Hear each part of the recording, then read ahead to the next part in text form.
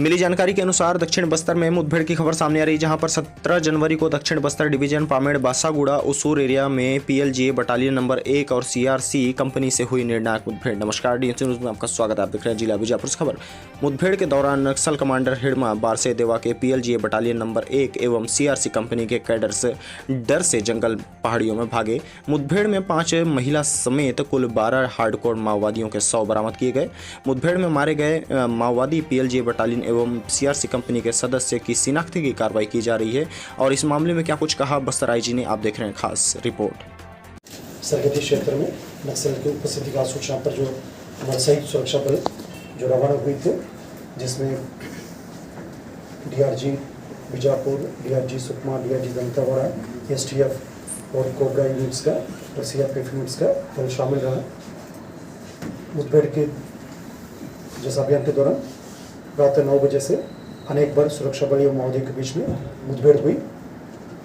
मुठभेड़ के उपरांत इलाके के सर्चिंग के दौरान 5 महिला माओवादी सहित कुल 7 माओवादियों का डेड बॉडी बरामद किए गए थे। प्रथम दृष्टिया से ये जो पीएलजीए बटालियन नंबर 1 और सीआरसी कंपनी रानी पीएलजीए फॉर्मेशन का माओवादियों कैडर का होने का संभावना है, जिसका भी शिनाख्ती कार्रवाई की जा रही है।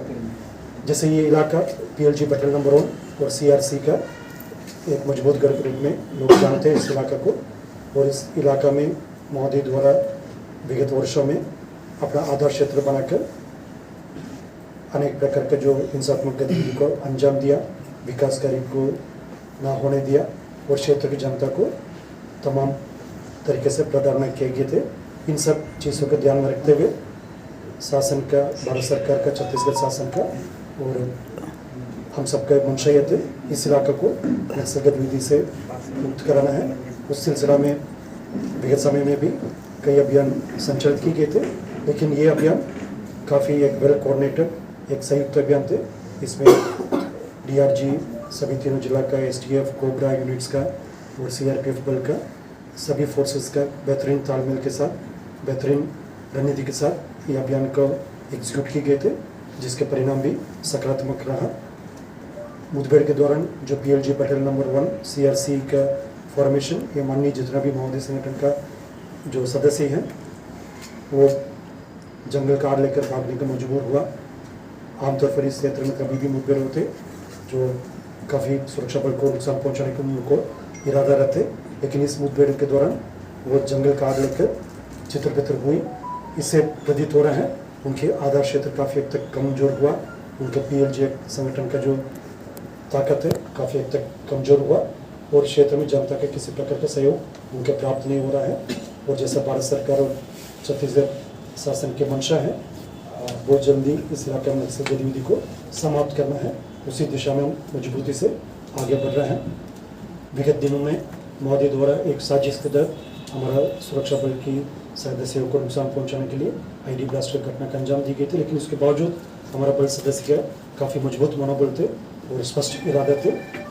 उसी का क्षेत्र की जनता की इच्छा भी थे, उसी अनुसार इलाके में एक वेल कोऑर्डिनेटेड एक अभियान संचालित की गई थी, जिसमें अभी शनाख्ती की कार्रवाई जारी है। लेकिन प्रथम दृष्टिया से प्राथमिक जितना भी हमारे पास जानकारी आ रहा है, ये पीएलजीए बटालियन नंबर 1 और सीआरसी जो कंपनी का अधिकतम सदस्य होने का चांस है। और वेपन के हिसाब से इस क्षेत्र में जो पीजीएल का माओवादी द्वारा काफ़ी बड़ी संख्या में मैन्युफैक्चर भी करते हैं, उसको सुरक्षा बल के खिलाफ उपयोग भी करते हैं। उसके पीएलजीए लॉन्चर्स काफ़ी बड़ी संख्या में और अन्य जो वेपन्स भी काफ़ी बड़ी मात्रा में रिकवर की गई थी। माओवादियों का जो हथियार बनाने का जो लेथ मशीन से लेकर अन्य उनका जितना भी जो साधन संसाधन, उसको भी सुरक्षा बल द्वारा नष्ट किए गए थे। जैसा आगे और डिटेल्स के पहले मैं IG CRPF Shri Rakesh sir मेरे साथ उपस्थित थे, मैं सर से भी अनुरोध करूँगा इस अभियान के संदर्भ में आप सबको अवगत करने की। ये जो अभियान है ये छत्तीसगढ़ पुलिस और सीआरपीएफ, कोबरा यूनिट, इनका एक संयुक्त अभियान था, जिसमें STF, DRG Bijapur, DRG Sukma, DRG Dantewada सभी टीमें शामिल थी और एक बहुत ही कोऑर्डिनेटेड वे में इस अभियान को संचालित किया गया। जिसमें कि माओवादियों को भारी नुकसान का सामना करना पड़ा। उनके जो लीडर्स थे, जो अपने आप को कहते थे कि हम कभी अपना एरिया नहीं छोड़ेंगे, उनको छोड़कर भागना पड़ा। उनकी बाकी बलों का काफ़ी, उनके जो बाकी कैडर्स थे उनका नुकसान हुआ।